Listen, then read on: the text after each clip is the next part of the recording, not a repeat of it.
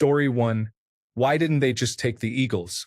The whole point of the mission was secrecy and deception, to trick Sauron into thinking their plan was to use the ring themselves.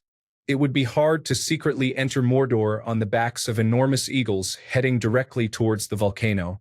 Story 2. As a child watching The Wizard of Oz, my sisters always asked, why doesn't she just turn the hourglass over? It's like it's a timer on an explosive device. Story 3. I think I'm too late to this thread, but this is about Pacific Rim. The reason the sword was not considered or forgotten is explained at the start of the movie. Kaiju blood is extremely toxic, and the idea is to take them down with high force instead of cutting them and spreading their blood everywhere. Story 4. Why didn't Ant-Man just shrink, go up Thanos' rear, and expand? Thanos was physically resilient enough to shrug off punches from the Hulk and Captain Marvel, so Ant-Man would have turned into a particularly unpleasant result. Story 5. Independence Day. People continue to find it amusing that they can connect our computers to their technology and infect them with a computer virus. When they arrive at Area 51, Data explains that the crashed ship was the catalyst for our technological era. Essentially, we developed our technology based on the remnants of their crashed ship from Area 51, so it follows that our technology would be compatible. Story 6. Star Wars stormtroopers have bad aim. While a meme, I can't help but think the stormtroopers use target reticles in their helmets that track where the gun is pointed via a heads-up display, making them expert shots. If George Lucas really wanted them to aim accurately, Star Wars. A New Hope would have been a 5-minute commercial. Story 7. How did the T-Rex go from being at head level with the car while eating the goat to stepping out onto the path between the cars to push a car over a cliff? The T-Rex paddock is huge and includes a hill between the cliff drop and the flat area where the T-Rex stands to eat the goat. This design ensures that the people on the tour in the cars can actually see the T-Rex's head, as it would otherwise be too tall. The T-Rex then walks up the hill to the flat area between the cars, where the tour participants can see its full size. This is where it breaks through the fence and pushes the car forward to an area beyond the hill, where there is a cliff and drop-off. Ellie uses the hill to quickly run down to the dropped car and then back up again. The T-Rex paddock was specifically designed this way, including the placement of the goat pen, to allow tour participants to see the T-Rex from different angles and levels. Story 8. Superman does not spin the Earth backwards to reverse time. That makes no sense. He flies fast enough to travel back in time, and the Earth spinning backwards is merely an illustration of this from a third-person perspective. Story 9. Can someone please explain how the monkeys in Planet of the Apes were able to get the Statue of Liberty off Earth and transport it to their own planet? Story 10. Why didn't the astronauts just drill in Armageddon? This is addressed in the dialogue by Billy Bob Thornton when another character asks why not have the astronauts drill. It's mentioned in the movie and they discuss it. It's not a plot hole, you just have a bad memory. Story 11. The Dark Knight Rises. How did Bruce make it back to Gotham when he had nothing and without anyone noticing? You would only ask that if you didn't watch Batman Begins. He was a homeless man backpacking through Asia, and he made it back. It was a piece of cake to return to Gotham. Story 12. Why is Wade the first person to try driving backward in the race? Because it is a race that seems doable if you are fast enough, so everyone wants to accelerate to the front to try to reach the finish line. Additionally, people are less likely to seek out secrets and glitches if they are concerned with permanent death, since the hunt for the egg started years after the game began. That is a significant amount of progress you would lose just to possibly find a glitch in what is considered the most well-programmed video game of all time. Story 13. Many times, people I watched The Lord of the Rings with say it is too unfortunate that the ring happens to fall exactly on Frodo's finger when he slips and falls backward in the prancing pony. Do they not realize it is a magical ring? It is described as having a will. It is said to flee from Gollum to find its way into the hands of Bilbo, and the same happens with Isildur when it betrays him. The ring ensured it ended up on his finger. Seems obvious to me, but I have had to explain that often. Story 14. Prometheus was confusing and didn't make any sense. Idris Elba summarizes everything in one line of dialogue. This must have been some alien-built biological warfare manufacturing facility, and it looks like they were trying to target Earth. Story 15, Hocus Pocus. The kid had to be a virgin for the witches to use him to gain immortality. His companion was a cute girl who liked him. It seems like there was a simple solution. Story 16, Highlander 2. The writers were only given the weekend to write it and were under the influence of drugs. Story 17. Why didn't Kevin McAllister just call the police in Home Alone? Because he didn't know his family left without him. He wished they were gone, so he thought his wish had come true. Story 18. I'm not the one, but someone is sick and tired of explaining why it makes perfect sense for the intact ruins of the Death Star, which exploded into tiny pieces, to appear in Rise of Skywalker intact again and not on Endor but on a different planet, Kef Bir. Somehow, Kef Bir and Endor seem to have been unscathed without a mass extinction or other significant climate-changing event. Frankly, I found it ridiculous and imagined George Lucas having a panic attack upon seeing where J.J. Abrams had taken it. Story 19, it's a movie. So, of course, when he puts on his glasses, no one recognizes Clark Kent as Superman. I wrote this as a joke, but since it received a lot of feedback, I'll expand. In Metropolis and that universe, Superman is a god. He would be in the news every single day because he can turn back time and leap tall buildings in a single bound. His face would be known and would be all over the media. Anyone who even remotely looked like him would be stared at and gawked at, especially at the Daily Planet where journalists and photographers work. When he posed for his work ID photo, people would definitely say something. Story 20.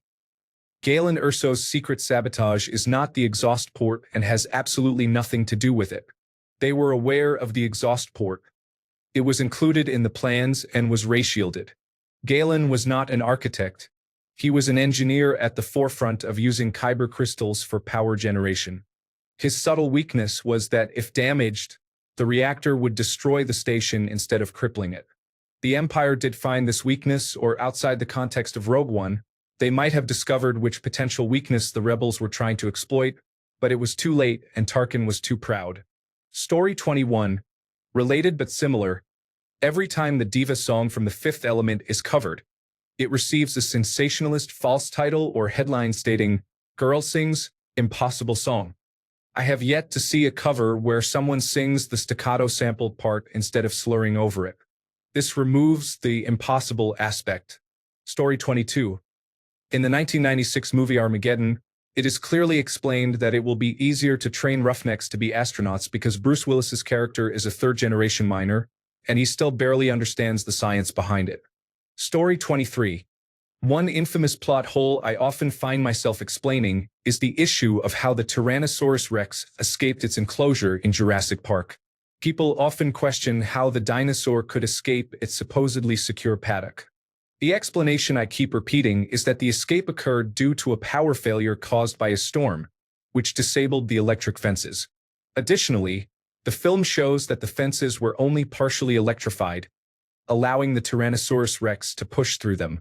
It is a classic case of a plot device that works for dramatic effect but can be confusing if you overthink the logistics. Story 24. Not quite famous, but in the 1986 Transformers movie, during Starscream's coronation, we can see the Seekers and insect icons that became the Sweeps and Cyclonus. Many people point this out as a plot hole because these characters no longer exist. However, these could simply be recolors of the Seekers, which is very common in Generation 1, and clones of the insect icons. This is a simple animation error with a perfectly reasonable justification. Story 25. Why didn't they just use the Eagles to take the ring? There are many reasons. The Eagles aren't a taxi service. They owed Gandalf a couple of small favors. They answer to the Lords of the West and aren't significantly affected by Sauron's success or failure. Frodo would have to ride an eagle, which he likely is not skilled at. You can't give the ring to an eagle for the same reason you can't give it to Gandalf. You don't want someone that powerful to be corrupted by it. Sauron would see them coming and could get to Mount Doom with a huge army ahead of time. He would also have the Nazgul on their flying beasts intercept them long before they reached Mordor. An eagle would have to fight hard against those, and probably wouldn't win while balancing a hobbit on its back. The air around Barad-dûr and Mount Doom is toxic. The eagle wouldn't fly well while breathing that. The location where the ring needs to be taken isn't the top of the mountain. It's a cave in the side. The ring was made in the cracks of doom, a deeper and hotter location than the volcano's crater. So you can't drop the ring in from the top. If by some miracle Frodo and the eagle survived that far, they would have to land on Mount Doom in the middle of thousands of orcs, fight their way into the cave, and come face to face with Sauron. That's not going to end well.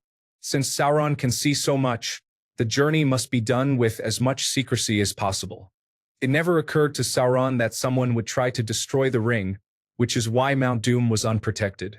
They had to keep it secret for Mount Doom to remain unguarded. Story 26. Definitely the question, why didn't they just use the eagles to fly to Mount Doom? From The Lord of the Rings.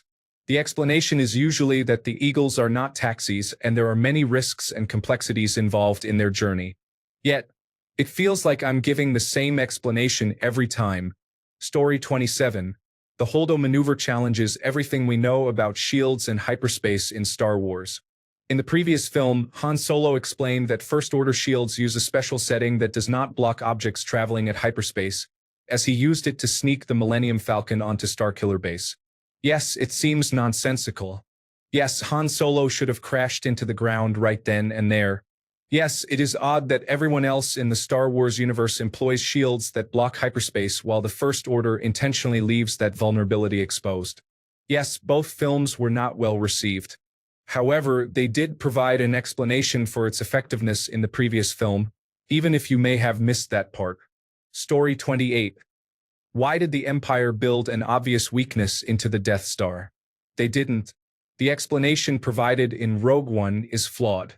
The Empire didn't expect single-pilot fighters to defeat their defenses, and they almost didn't.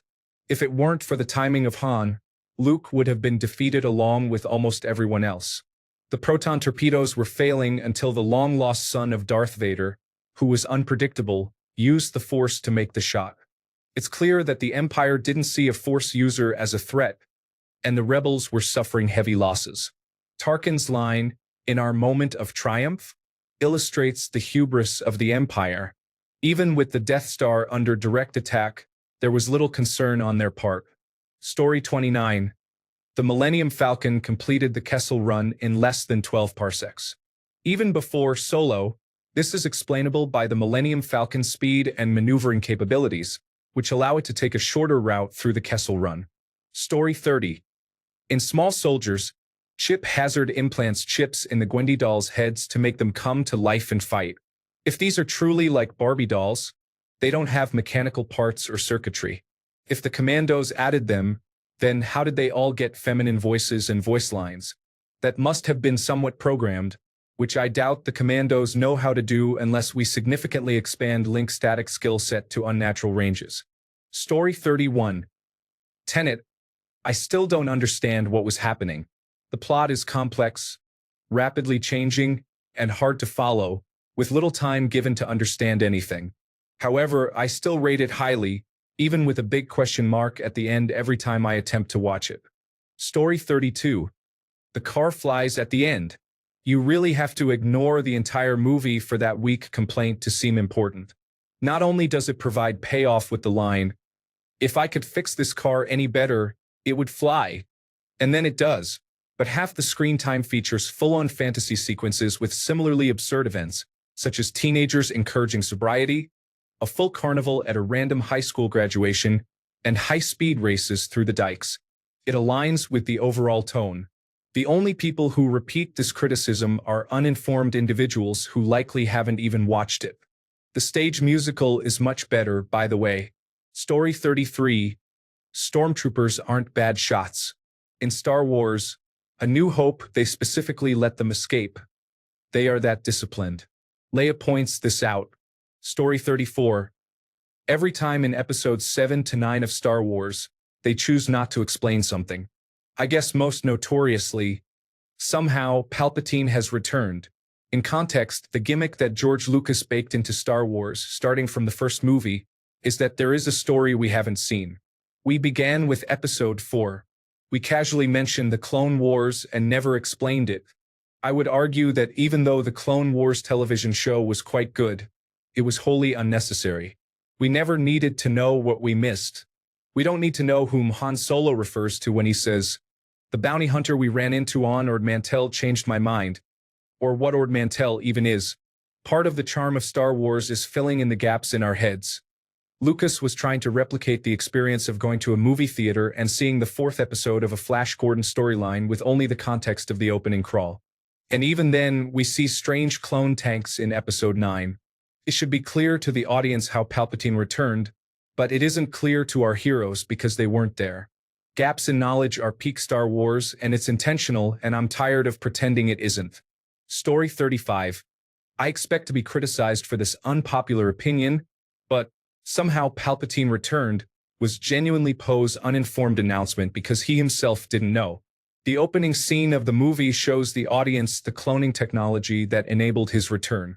I don't understand how it's so unbelievable in a universe like Star Wars for the Force ghost of someone that powerful to possess a clone body. Story 36. I have used simple math to show why the dome maneuver only worked as a last resort and would not be a game changer in terms of effectiveness. Additionally, I explain why it looked that way when Leia used the Force to float in space. Story 37. In Back to the Future Part 2, Marty and Doc would not have been stranded in 2015. Critics argue that Biff could not have traveled back to 2015 because he gave the sports almanac to himself in 1955, thus changing the future. However, 1955 Biff had not used the almanac yet. There is also something related to John Titor and co-style time travel, but I am too tired to explain it. Story 38. Shawshank Redemption. When Tim Robbins' character finally escapes, he is seen exiting the tunnel that he chipped away at with a bag of clothes tied to his foot. Here's the problem. How did he get the poster tacked back up? Story 39. I just want to thank you for posting a genuinely fascinating question with a unique perspective. We need many more posts like this one. Story 40. In Back to the Future Part 3, after the DeLorean breaks the fuel line and loses all its gas, people ask why they can't take the gas from the other DeLorean that has been there for 9 months, considering gas breaks down after 3 to 6 months. In the Back to the Future forums, that topic comes up at least once a week because people can't be bothered to search for all the previous posts that address that question. Story 41. I have some categories of common plot holes that, in my opinion, aren't. Logically, Character X would have. Character X is a sentient, flawed, and emotional being with imperfect knowledge of the situation. Particularly in pressure situations, people often make illogical or even self-destructive choices. Anytime you can follow a complaint about a plot hole with, "they should have a scene where," which would explain it, it's not a plot hole. Congratulations, you explained it. The scene you propose happened but wasn't in the final film. These types of scenes often appear in early drafts or even end up getting cut in the edit. If they don't tell you anything you need to know for the plot, they end up slowing the pace down. They never explain how X works. Often it doesn't matter.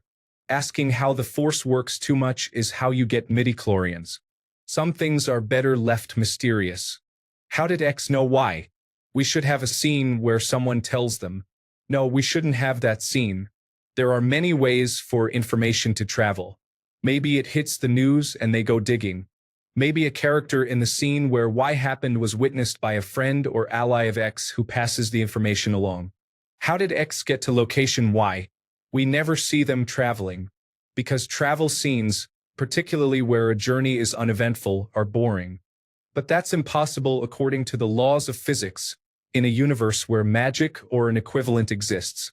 Double points for where magic was explicitly involved. I also give things needed for the plot to work a free pass. Star Wars and Star Trek without faster-than-light travel don't work, so don't sweat it. That superweapon produces an impossible amount of energy to store without collapsing itself into a black hole. Get over it. I'd rather have scenes about the heroes and villains struggling with each other, not scenes with scientists discussing extra-dimensional energy storage to pacify nerds like me. Story 42. In Star Wars, The Empire Strikes Back, Vader already knows about Luke Skywalker by name, and it is mentioned in the opening crawl that Vader is obsessed with finding him. However, halfway through the movie, the Emperor calls Vader and says they need to pursue Luke Skywalker, as he is Vader's son. Vader responds, "No way, really?" The Emperor then confirms, "Yes, let's find him. He could be a great asset." Vader replies, "He'll join us or die." Who was the executive editor? Just remove that part in the opening crawl and dub over the line where Vader says his name, and it would be fine. Story 43. Batman stops trying to kill Superman because their mothers are both named Martha. This may seem trivial, but it deeply affects Batman's perspective. Batman has based his intent to kill Superman on the belief that Superman is not human. He tells Alfred, "He's not a man." When Superman says, "You're killing Martha," it prompts Batman to think about his own mother and confuses him. He wonders how Superman knows his mother's name. Lois then explains that Martha is Superman's mother's name. At that moment, Batman can no longer deny Superman's humanity. Superman is not a creature from a pod. He is a man raised on Earth. Although Batman has crossed moral lines in battle, this situation differs significantly. It is assassination, and he can no longer justify it. While the way this scene is portrayed can be somewhat frustrating, it's not unreasonable for it to change Batman's mindset. Story 44. Somehow, Palpatine's return was never explained. Yes, it was. Did you even watch the movie? Thanks a bunch for sticking around till the end of the video. Remember to subscribe, and until next time, stay awesome and goodbye.